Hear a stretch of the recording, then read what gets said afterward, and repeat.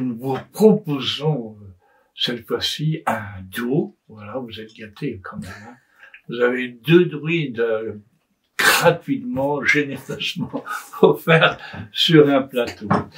Eh bien, je suis très heureux d'accueillir Terros, voilà, qui anime avec ô combien de compétences une fédération de clairières. Et il va nous dire ça par lui-même, voilà.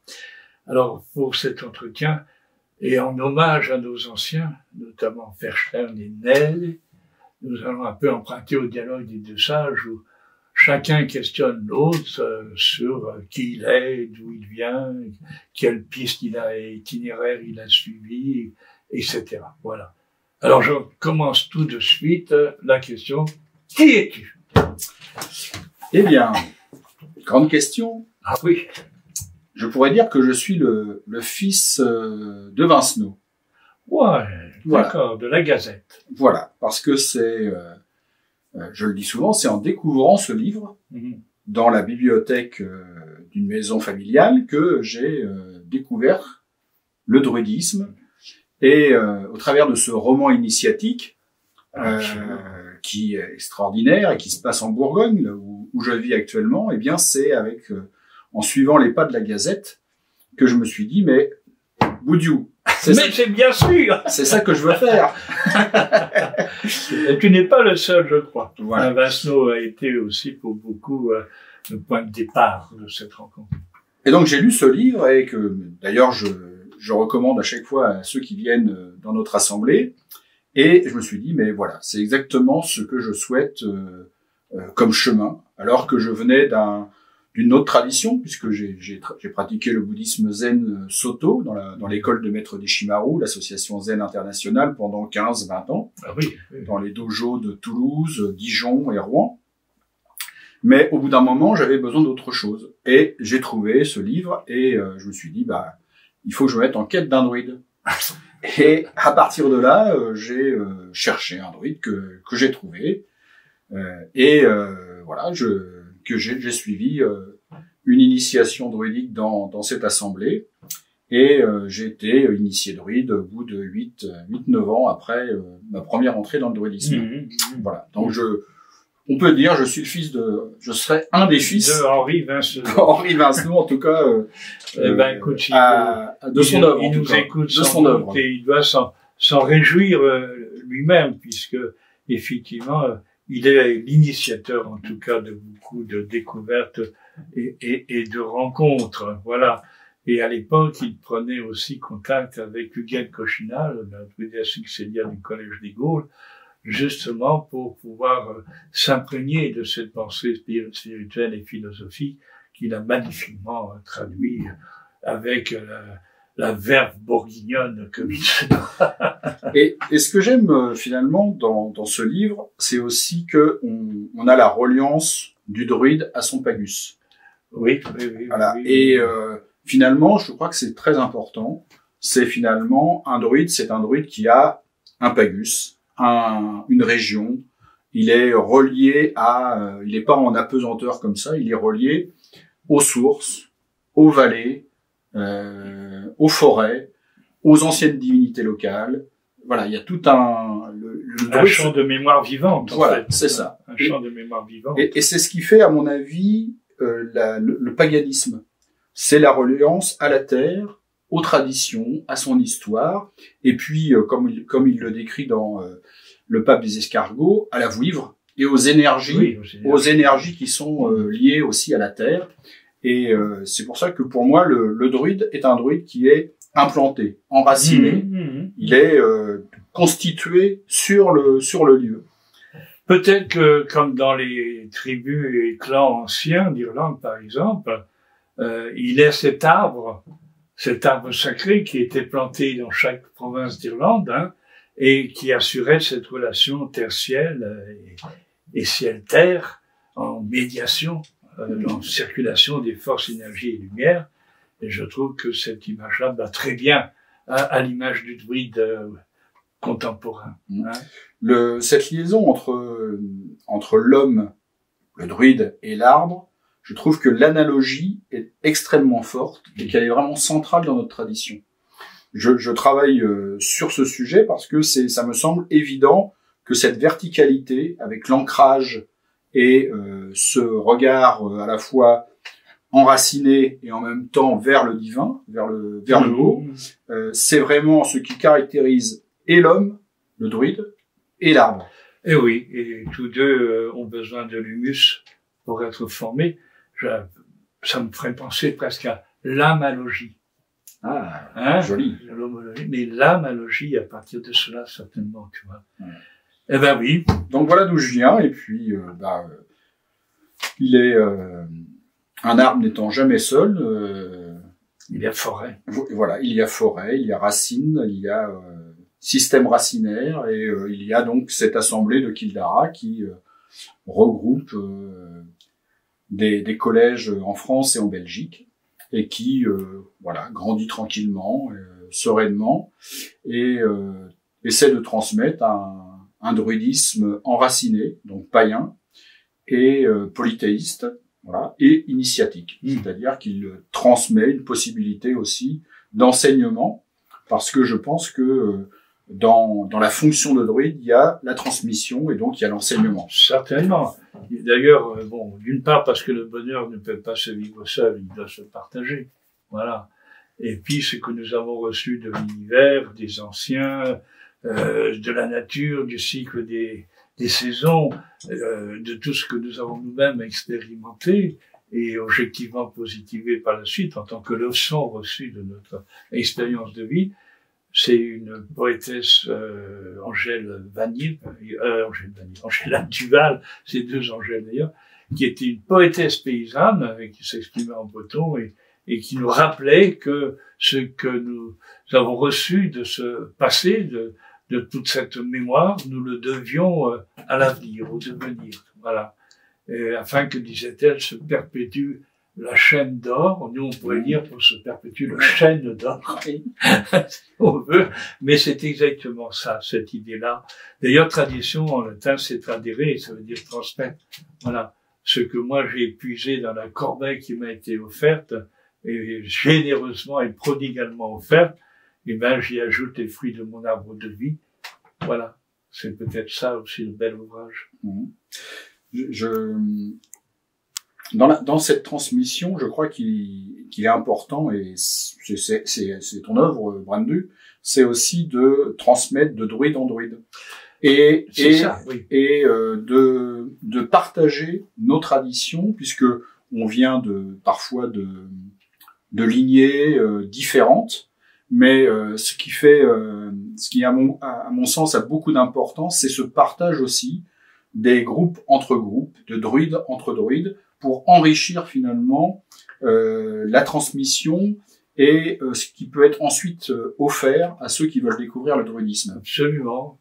C'est sans doute une des missions principales de la fonctionnalité druidique que de transmettre d'une part et d'enseigner, de former, d'accompagner, de permettre à chacun de se faire les outils à son cœur, à son main, à son rythme, à son souffle, de façon à ce qu'il puisse le mieux possible, en tout cas, mener son cheminement vers les buts et objectifs qu'il se donne. Le druide est aussi un enseignant, un sage, mais aussi un enseignement, un être éminemment spirituel. Et il est l'accompagnateur. J'aime bien le terme compagnon, accompagner, partager un même pain, tu vois, de vie, de convergence, d'entendement, en termes de sens et en termes d'intelligence et en termes d'âme et d'esprit, tu vois. Et c'est vraiment une fonction extraordinaire. Enfin, personnellement, je la vis dans cet état d'émerveillement et d'enchantement constant, avec une ferveur, une joyeuseté qui n'empêche pas, bien sûr, que tout ça est confronté à certaines douleurs, à certaines souffrances, celles que l'on voit malheureusement se répandre chez les autres et sur cette planète, mais en même temps en restant actif, tu vois, acteur du vivant. C'est ça qui me paraît important. Et ce qui est extraordinaire dans cette tradition, c'est qu'elle invite à cela, tu vois, elle propose. Il n'y a pas de dogme, il n'y a pas une obligation. Mais il y a un appel à éveil et maturation de conscience permanent Et un accompagnement aussi, parce que nos entités nous accompagnent. Nous ne sommes pas seuls face aux épreuves, aux difficultés, etc. Nous sommes, nous aussi, accompagnés. Hein. Je crois que c'est quelque chose qu'on a à mettre en avant dans ce qu'on propose aux gens qui viennent découvrir le druidisme, pratiquer le druidisme. C'est aussi ce que tu as appelé le réel.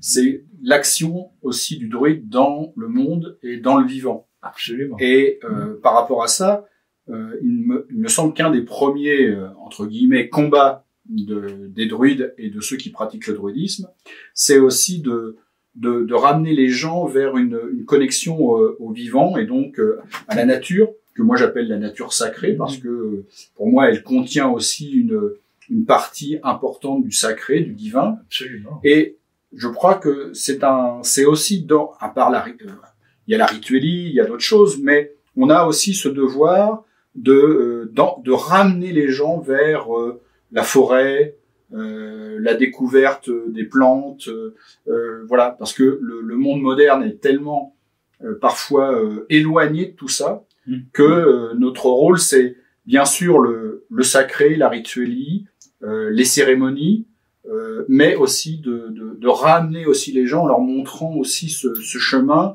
vers la forêt, vers les éléments, les quatre éléments, redécouvrir un petit peu, avoir l'émerveillement. Disons que le terme même de ramener me semble tout à fait approprié.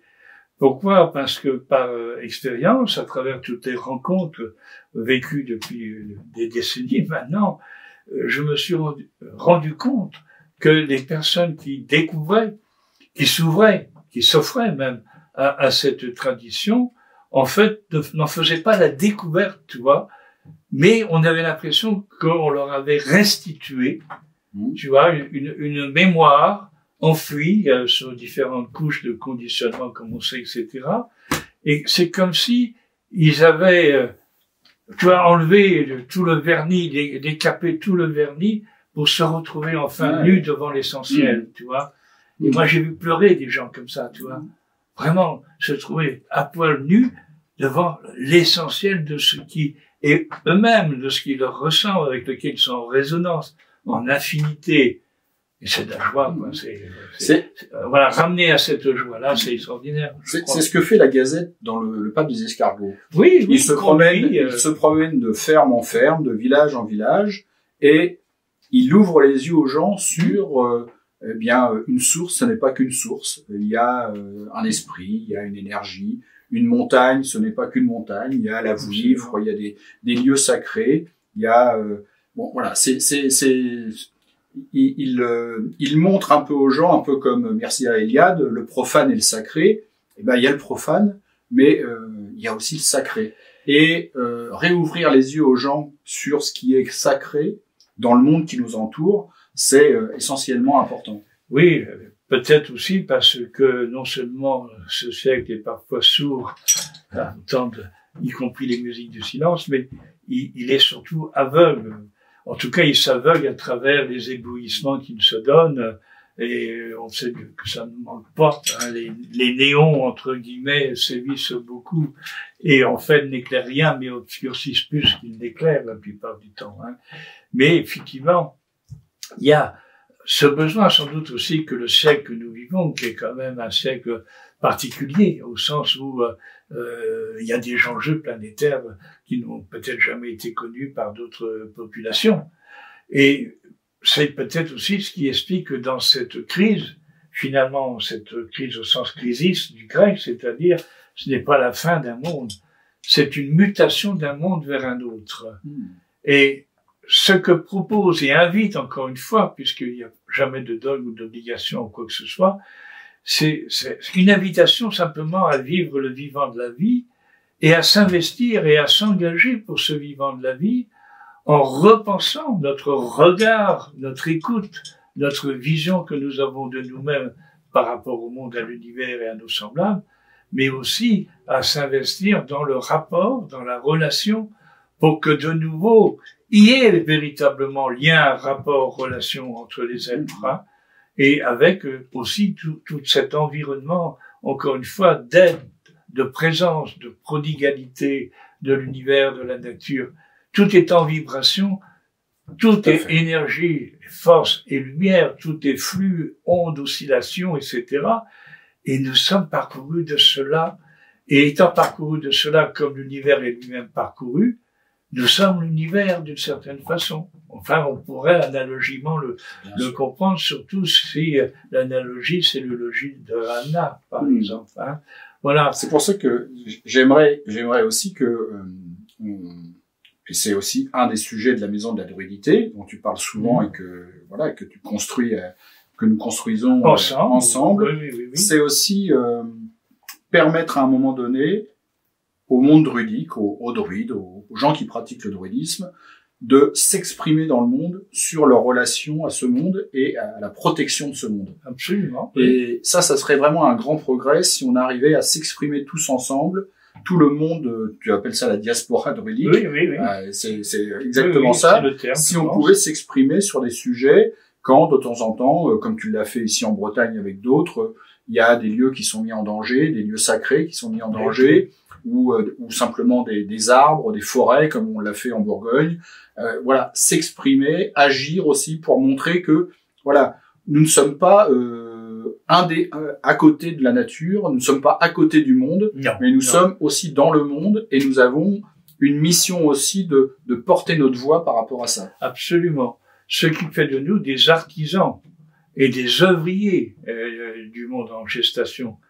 Et avec d'autres cultures, d'autres traditions natives aussi, nous avons un dépôt, un héritage de sagesse qui est considérable et qui est en plus opératif, qui est en plus efficace et totalement actualisable. Voilà. C'est-à-dire que dès maintenant, ici et maintenant, je peux œuvrer en ce monde riche de tout cet héritage, de tout ce dépôt de sagesse et en même temps d'apporter un concours à cette mutation qu'on perçoit, qui frémit actuellement auprès de nous et autour de nous, parce que c'est la nécessité impérieuse de changer de modèle de société, et puis peut-être de quitter ce train fou qui s'en va à 300 ou 400 à l'heure, comme disait Aldous Huxley, sur un immense butoir. Nous ne sommes pas tenus de rester dans le train.